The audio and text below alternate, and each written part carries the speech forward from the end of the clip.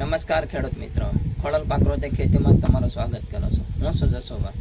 ખેડૂત મિત્રો, આપણે અવારનવાર દર વખતે ખેતીના જ વિડીયો બનાવીએ છીએ અને ખેતીના વિડીયો થકી ખેડૂત કેમ સમૃદ્ધ બને, ખેતીમાં કેમ ખર્ચમાં ઘટાડો થાય ને ઉત્પાદનમાં વધારો આવે તેવી જ આપણે વાતો કરીએ છીએ.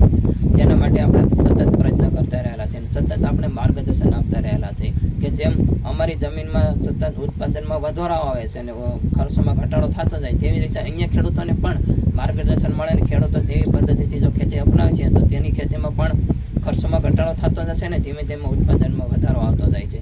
અને તેના માટે આપણે ખેતીની પદ્ધતિ થોડીક અલગ કરવી જોઈએ. ખેતીની પદ્ધતિ અલગ કરવી એટલે શું કરવું, તો આપણે ગાય આધારિત પ્રાકૃતિક ખેતી અપનાવી જોઈએ. અને ગાય આધારિત પ્રાકૃતિક ખેતીમાં ગાયથી બનતો જીવામૃત કે ગાયના ગોબર અને ગૌમૂત્રમાંથી બનતું જીવામૃત, જો ખેડૂત ભાઈ ગાયના ગોબર અને ગૌમૂત્રમાંથી બનતું જીવામૃત જો આપણે જમીનમાં અપનાવીશું તો આપણે ધીમે ધીમે રાસાયણિક ખાતરનો ઉપયોગ આપણે ઓછો કરતા જાઓ અને જંતુનાશક દવાનો છંટકાવ પણ આપણે ધીમે ધીમે ઓછો કરશું ખેડૂત ભાઈઓ, તો આપણને ઉત્પાદનમાં સતત વધારો થતો જાય ને ખર્ચમાં ઘટાડો થતો જાય ને. તો આ અમે જીવામૃત બનાવ્યું છે ખેડૂત ભાઈઓ. આ 4 બેરલ જીવામૃત છે, આ તમે જોવો છો. આ 4 બેરલ જીવામૃત છે, પછી એક 1000 લીટર જીવામૃત બનાવ્યું છે.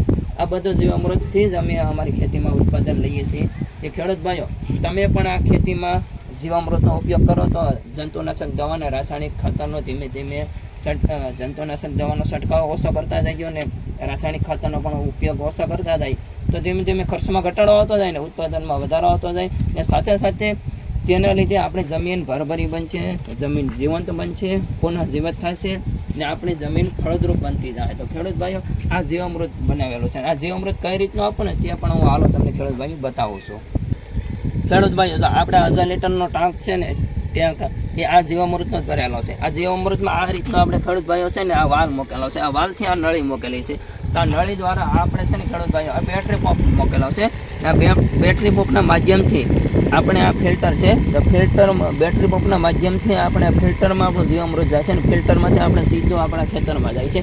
ડ્રીપ ઇરિગેશન હોય અથવા તો આપણે પીએ તો જ્યારે આપતા હોય અથવા તો ઉપર છંટકાવ પણ જીવામૃતનો કરી શકીએ. તો ખેડૂત ભાઈઓ, આવી રીતે તમે પણ જીવામૃત અપનાવો ને તમારી જમીનમાં જો જીવામૃત આપશો તો તમારી જમીન જીવંત બનશે, ભરી બનશે ને જમીનમાં જમીન ફળદ્રુપ થશે ને જમીનને અંદર આપણે જે પાક ઉગાડવાનો છે જે પાક પણ બેસ્ટ અને સારી ક્વોલિટીવાળો થશે. તો ખેડૂત ભાઈઓ, તમે પણ જીવામૃત અપનાવો ને આવું જીવામૃત જો તમે બનાવી શકતા ન હોય, તમારે જીવામૃત જોતો હોય તો ત્યાં અમારો સંપર્ક પણ કરી શકો છો.